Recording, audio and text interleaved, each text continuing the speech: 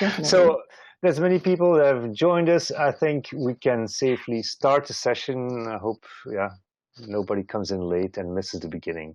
But then anyway, afterwards, I hope we can have a nice conversation about the session. So I would like to ask the tech team to start the session because last time I did it, I was the only one to see it and nobody else. So I'm not touching any buttons. Okay. Hi, my name is Ashley Fuchs, and today I'm going to be giving you a presentation on a project called Big Letter, Little Letter that I designed and implemented into my letterpress class at Montana State University. Before I get started, I just wanted to thank everyone for being here, and I look forward to answering your questions at the end of this presentation. The project Big Letter, Little Letter is based around the concept that students will be creating wood type for both historic and interdisciplinary practices in letterpress education. Just to give you a little bit of background about our press space at MSU, we have 3 presses, 2 cylinder and 1 platen. We have about 19 type cabinets that are both in the press room and the printmaking area. I always love seeing what other press spaces look like because I'm obsessed with organization and efficiency of space use, most likely from my background in architecture. You can see here that we created an island of type cabinets and an ink mixing station next to the cylinder press. Both presses are placed at the back of the wall, and I know a lot of people discourage this, but we have allowed enough space so that we can slide behind there and do routine maintenance on the press. Here's a view of our CMP, which is nicely tucked away in a corner, and a detailed shot of our back wall. This is just our press room space. We also have access to the printmaking room that has 5 islands where half of our type cabinets live. A little bit about the course, which is called GDSN 375 Letterpress. The course is offered as an upper division studio elective to junior or senior level graphic design students who have passed their portfolio review. The course is a 5-credit studio. It ran from August 26th until December 13th. We met 2 days a week from 1:10 to 5 p.m. Although the course is in graphic design, I also had students from printmaking and the studio majors take it. The course has a maximum enrollment of 16, but we ended the semester with 13 students. As you can see, the press room is rather small, so when 4 or 5 students get in the room, it becomes rather busy, and so we're lucky to have that extra printmaking area. I designed this course with 5 projects, and they progressively add on to each other. And you can see that Big Letter, Little Letter was our 4th project, as it considered complex making techniques. It was really important that at this point, students had a firm understanding of the press and how it worked so that they wouldn't be overwhelmed with making the letters and learning how to use the press at the same time. A little bit about the project itself. It was a 2.5-week project. We were using Rob Roy Kelly's American Wood Type 1828 to 1900s book. Students flipped through the book until they found a typeface that inspired them and they felt that they could create an Adobe Illustrator. Once they recreated the letter digitally, they had to include a pattern within the form to be printed on the press. They then had to combine their big letter that was eventually laser cut and created ATypI with a small letter from our metal type collection. They were allowed to use 2 different ink colors, and the maximum image size could be 14 by 20 and the minimum being 10 by 12. Why did I do this project? At some point in my letterpress career, I've heard some sort of comment that includes some or all of the statement above. The reason I designed and executed this project specifically is to educate and inform students about the history of importance of letterpress, but also to prove through making in multiple forms that the course is relevant through integration of current interdisciplinary practices. Most importantly, the project showcased that students can use the best of digital and physical to create pertinent work referencing history, but embedded in contemporary making practices. Eric Speakerman actually gave a short presentation during Adobe Max where he called the integration of digital technologies like the Mac computer with letterpress as a post-digital letterpress process. When using traditional materials in letterpress, he called it pure letterpress. I find this interesting as it speaks to the fact that this sort of integral processes are being talked about and coined and considered more often in design today. I want to make sure that the goals of this project are clear and highlighted the outcomes of the project so that students could understand how they would be integrated and using various tools and technologies and why it's important to participate in this type of making. So the first goal is to have students experience creating digital typography, specifically from Rob Roy Kelly's Wood Type book. After scanning the letter form, the students vectorized it with extreme attention to detail, and the outcome was to physically make these letter forms with the laser cutter. The second goal is to actually produce these letter forms, and in doing so, students could learn the correct materials to build with and also how to create type-high forms that can be pressed. As you know, type-high in any sort of English type is 0.918, and as a result, too low of a form and they wouldn't print, and too high of a form, it could damage the type and the press. So it was important to understand this making technique and the correct widths of materials to use. So the goal was to introduce students to the historic American wood type from 1828 to 1900, and for them to have a proficient understanding of the formal qualities of each typeface. So I want to talk about first the big letter and how students made the big letter in this project. So in order to make the big letters, you're first going to need some sort of nipping press or something that will be able to apply pressure to your letter forms when glued to the MDF board. You're also going to need a letter form precisely cut out. And for the students that use the laser cutter on campus, the letter form needed to be cut out of a wood that's 1/8 of an inch thick. The students also needed 3/4 of an inch MDF, and at the end, a single ply of chipboard that would be adhered to the bottom of the MDF. Once all of these materials were cut down to size, they were adhered together with wood glue. Now here in this diagram, the yellow represents the negative cutout or the stencil that was a result of the laser cutter cutting out the T. You can use this stencil to align your T onto the MDF in a really specific and particular way to make sure that the T is straight so that when it's printed, it's not at some odd or awkward angle. Once these are adhered with some wood glue, they are going to be put into the nipping press, ideally for 30 minutes or preferably overnight. Once pressed, you're going to want to make sure to spray them with a shellac spray and lightly sand with a high grit sandpaper to prepare for inking. So I want to talk about why wood type for a second here. Wood type has had a significant and historic timeline, especially in America. Wood type is extremely covetable. It's light, impactful, and most importantly, has unique character traits that is rarely found in other sorts of type. So wood type is scarcely made today due to the loss of knowledge and skilled wood type makers. Most of what we are left with comes in the form of identification books like Rob Roy Kelly's. Because wood type is so covetable, this provided an incentive to incorporate accessible technologies to recreate these letter forms.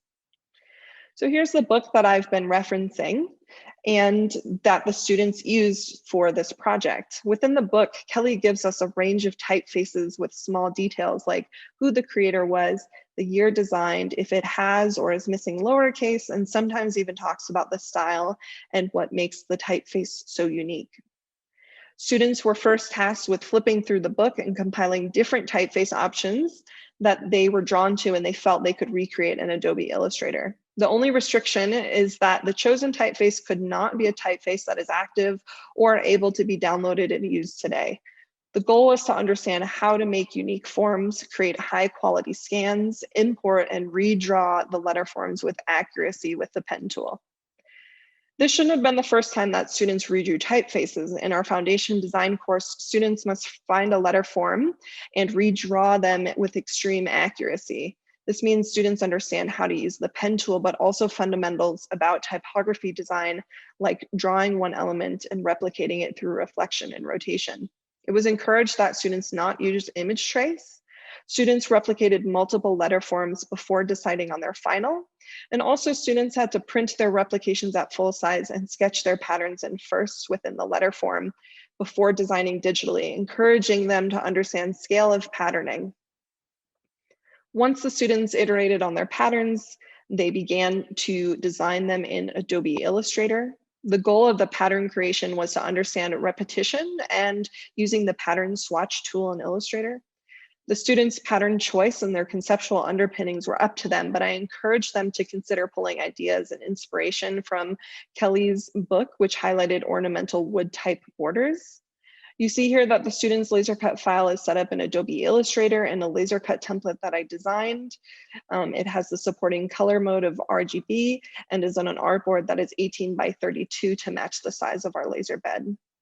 By working in digital first with historic typefaces, students were able to ideate much quicker through their designs and even explore varying composition layouts in type use. Here, the pattern in option number 1 was much thicker and illegible as a distinguished pattern. So the iterations in composition number 3 and 4 from number 2 explore both positioning on the page and the shift of the letter form between a Z to an S. Another example of a student iterating in the computer space first, you can see that they're exploring 2 M's at the top of the composition for their little letter. Eventually, they transition into exploring what their ink colors could be on the press and moving the small letters around the composition rather quickly and easily. Also, playing with scale was much easier done digitally first than proofing on a press. And lastly, they could iterate by rotating or even, again, moving the position or changing the smaller letter much quicker in digital first. So once students had created their digital letter forms, it was time to play with physically printing these. So this image is from our Instagram page, 375.letterpress. Here you can see the laser cutter cutting out the interior pattern of the letter S. The yellow is actually masking tape, and masking tape is important here because the laser cutter cuts precisely with burning. And so the masking tape allows the burn residue not to end up on the letter because it could interfere with the quality of the print. The tape protects the letter form, and it's actually easy to peel off after cutting is complete. An important aspect of this design is that the pattern was designed in a way to keep the letter form shape intact. So it'd be easy to make shapes and designs here that end up dividing the letter form into multiple pieces and segments. But the reason why this is not encouraged is for letter form accuracy. These letter forms had to be adhered to MDF board, and the letter form fully intact was much easier to adhere in place. Of course, this process could have utilized the positive or the negative cutout in the letter form, but for example, these small pieces would have had to adhere to the MDF board, and not only would it take a long time, some forms may dry quicker than others, creating slight variations in height. Here, Clara's letter S is cut out and out of the laser bed. She did a fantastic job of designing an intricate pattern, but one that supports the entire letter S in one piece, which was definitely a tricky undertaking. After the letter forms were cut, it was time to make them into ATypI.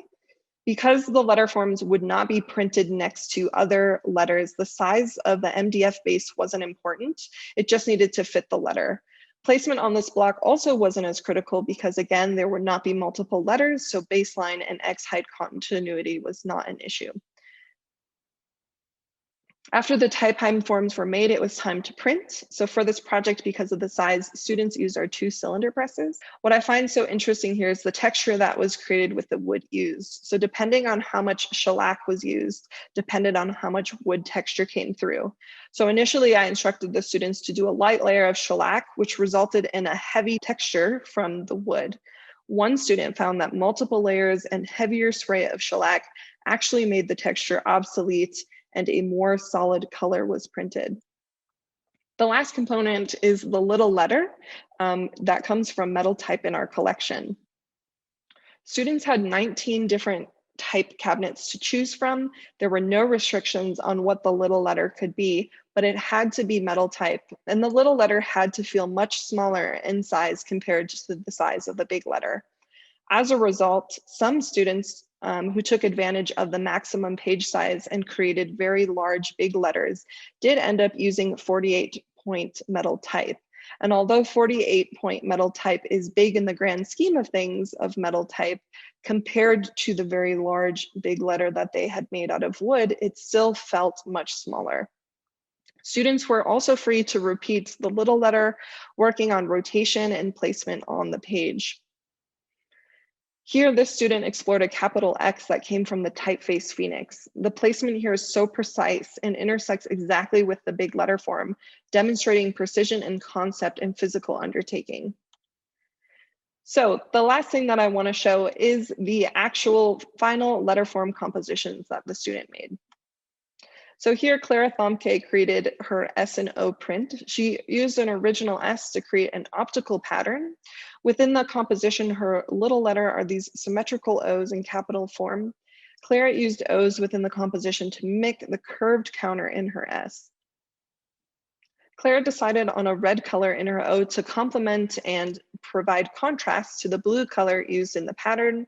Interestingly, on this print, we can also see the texture of the wood used in the pattern of her S. Sarah Budeski used a capital E to recreate and print as her big letter. She states that the pattern inside of the E is a repeating phrase, just ordinary meanderings of a restless mind.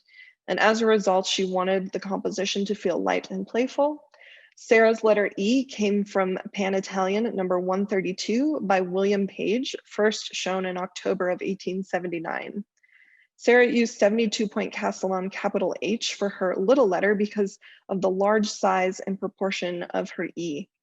Although large in a sense of metal type, it is visually still much smaller. Sarah stated that the little letter and big letter interaction speaks to the way our thoughts or ordinary meanderings can hold kind of precariously in our heads and can slip away if we lose focus. So the little letter is fixed in place, but could also slip at any moment. One constant theme that I found with this project is that students forgot to make their letter forms backwards and either had to adjust their Illustrator file and reprint a second time or flip the letter form over once printed. This student actually printed the letter form in the correct way, but adhered it backwards. As a result, she moved the glued letter form and ended up flipping it over before the glue set. This resulted in a slight texture that is only evident when you get up close to the piece. It doesn't detract or take away from the piece, however, it just adds a layer of intrigue and is evidence of the making process of these letter forms in the print. Henry McEwing created a bold C with a variable pattern emulating an oval shape. The oval patterns shift as the patterns bleed off the page to create moments of intensity, playing with condensions and release. Here, Henry's letter C is from the typeface Antique Condensed, shown by George Nesbitt in 1838. The supporting capital O is the little letter, mimics the pattern creation, and also creates a moment of tension between the big letter and the little letter.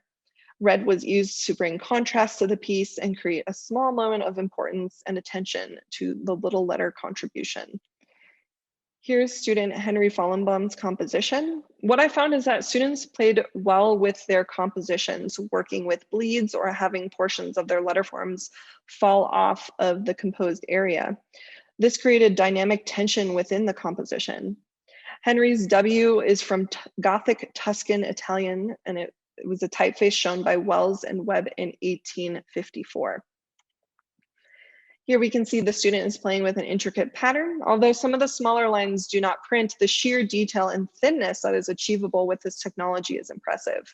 The engaging part about his composition is the search for the little letter and how well the typeface selection aids in the overall formal qualities of the pattern.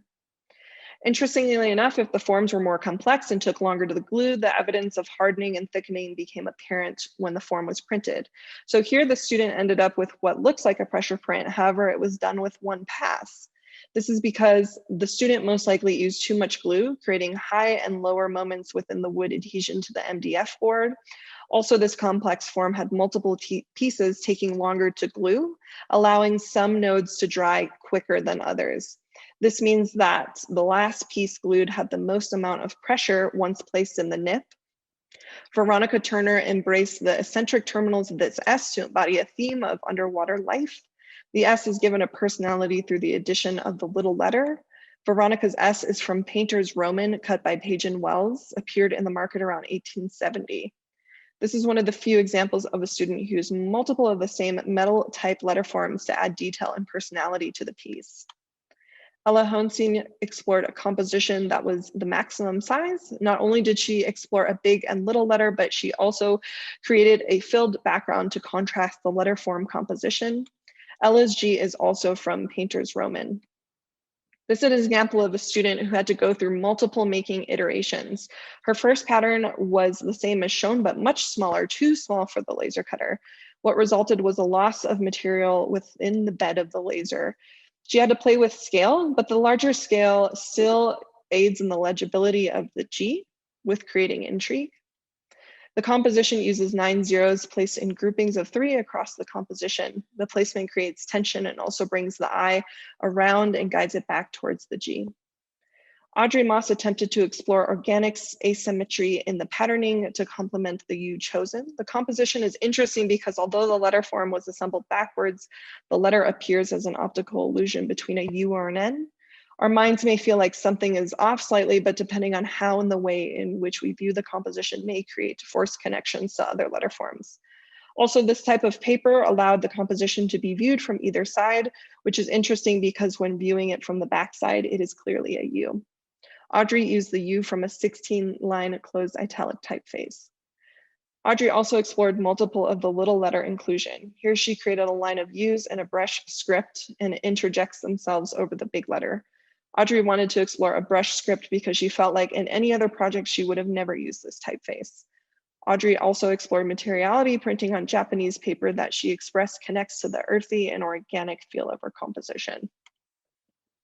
I know I've given multiple examples of this piece, but I also wanted to spend a moment talking about the conceptual underpinnings. So Jason Strand explored a pattern inspired inside of his initial letter form. He intentionally decided to flip the Z into an S because he felt his X metal letter worked better on an S. Jason also took some liberties within this typeface. As he says, he fattened it up a bit to create even more juxtaposition between big and little letter. Jason had the X reference stitch marks so that it related back to the concept of plaid patterning. Jason used French Clarendon's condensed number 117, showed by William Page in July of 1879. As a wrap up, this project allowed students to make forms using historic precedent and wood type that could be brought back to life and physically printed again without having to buy expensive wood type. The process was exploratory, iterative, and most importantly, created a sustainable way of making and printing in today's technological era. Instead of viewing letterpress as obsolete and limiting, possibilities in composition were explored first digitally to create a seamless interaction between digital and physical printing. All 3 goals of the project were met in extreme uniqueness and unexpected ways by each student, but most importantly, students were exposed to extreme variances in making and how interdisciplinary practices can allow them to create strong concepts and final compositions. I want to wrap up this presentation by thanking Scott Moore of Moore Wood Type for teaching me the ATypI technique at the Midwest Great Northern Printers Fair in Mount Pleasant, Iowa. It was through his kindness and excitement to share these techniques that inspired me to design a project around it. I also want to thank everyone who attended today. And if you want to reach out after question and answer, I'd be happy to continue the conversation. Ashley, thank you so much for this presentation. This was fascinating. I hope there are people in the attendance because I know there are letterpress people that have questions. First of all, I have a question which I don't know if it's relevant, but your students, did they have any experience with actual type design, or were they just looking at the shapes as standalone things? In this project, they don't necessarily design the typeface themselves. The goal was to just see that we can take precedent in historic wood type and we can use it and use the tools that we have access to. But students do in GDSN 223, which is our graphic design principles course. It's the first one that they're introduced to as sophomores. They do go out into the real world and photograph type that they then recreate in Illustrator. It's the first time that they're really introduced to type design and execution in a digital format. Okay. Also, another thing I was wondering, you showed that you used the template to position the type on the rectangle precisely, but I saw that lots of these compositions had type at an angle. Did they have to position it did they have to rotate this rectangle, or was it just to show how it's usually done and they did it different? I want to understand exactly how it happened. Yeah, absolutely. So I would say that if you are trying to design out more of a typeface and use more letter forms like an A, a B, a C, etc., you should definitely be using the template as straight as you can. But because the students were only designing one letter forms, some students did decide to use the template to mount it straight onto their MDF board and some students didn't. They wanted to explore a variety in their execution and concept for compositions. Okay, I have a question from Laura Messeguer, who's both a type designer and a teacher and a dear friend. And she asks, she wonders, how many sessions did you have with the students from idea to the prints? So the whole process, how long did it take? How many sessions did it take? This project was one of the shorter projects that we had. It was about 2.5 weeks, 3 weeks probably, that they had to execute from idea to concept to print to critique. And so we only meet twice a week, but we actually meet for a really long time. We meet from 1:10 to 5 p.m. Oh, wow. Yeah, because it's a 5-credit course. So during those sessions, students could be making the type, they could be going over to the laser cutter room, they could be getting feedback pretty immediately on what they're making without having to wait a long time between sessions. So rather quick in the grand scheme of things, but we have a lot of time together during those sessions. Yeah, great. Raphael Deitch thinks that he missed a part where you explained about the yellow coating over the MDF. Oh, so there's yellow masking tape that the students used on the 1/8 inch wood when it was cut in the laser cutter. And I'm realizing that 1/8 of an inch is very different in centimeters that the rest of the world deals with. So just know for us in our ATypI making, that kind of component that we needed at that height. But when they're cutting in the laser cutter, they actually used masking tape, and it just happened to be yellow. But you can use any sort of masking tape or contact paper or even blue painter's tape. But the idea is that you're that tape down first so that the laser does not burn the letter form. You want it really nice and crisp and clean, and you don't want it impacted by the burn. So you're just protecting the letter form without having to sand it, because if you didn't have that coating on there, you would have to sand it, and then that would in turn affect making it type high because you're taking away material. The yellow in the diagram, and I know there was yellow in a couple places, but the yellow in the visual diagram is the negative stencil that was used. You can position it on the MDF board in the exact place that it was cut out. Okay, for us using the metric system, 1/8 of an inch is 3.175 millimeters. So now we know what you're talking about. Okay, great. Inches are so hard. I have to explain to my students because I teach typography, and then there's the points and the inch, and I said, but we use millimeters. It makes no sense to us. So it's really hard to translate everything.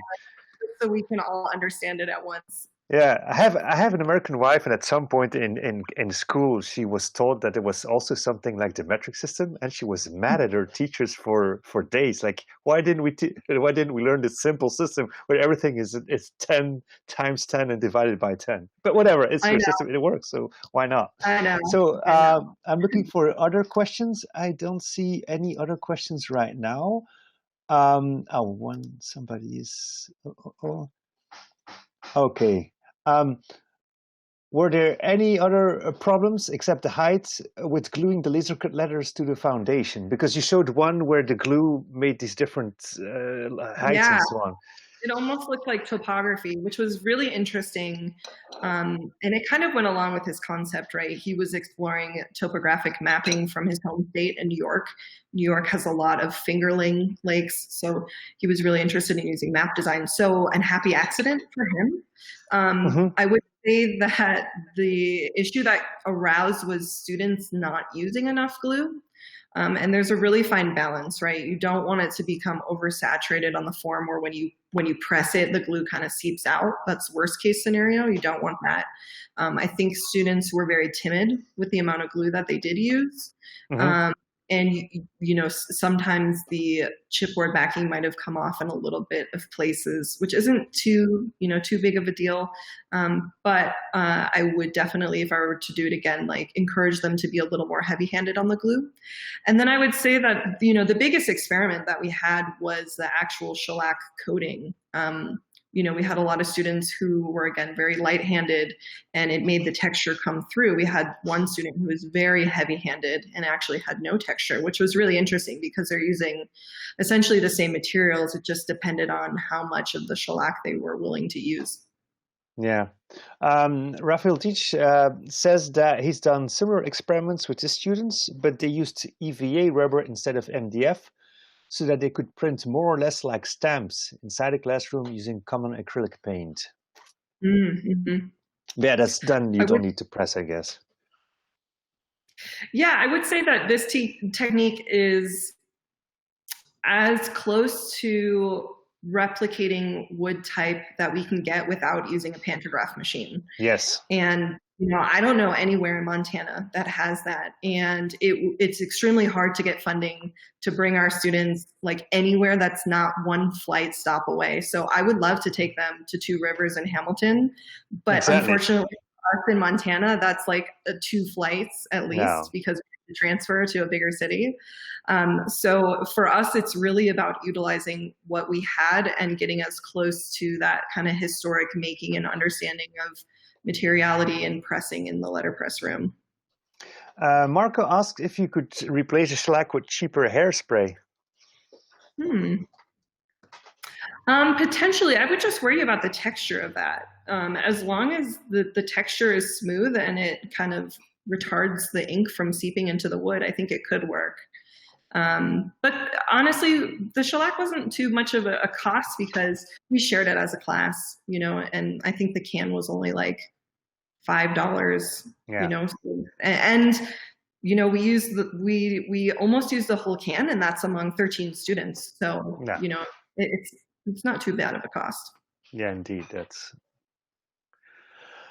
okay. I think we're through the questions right now, unless somebody pops up with one more.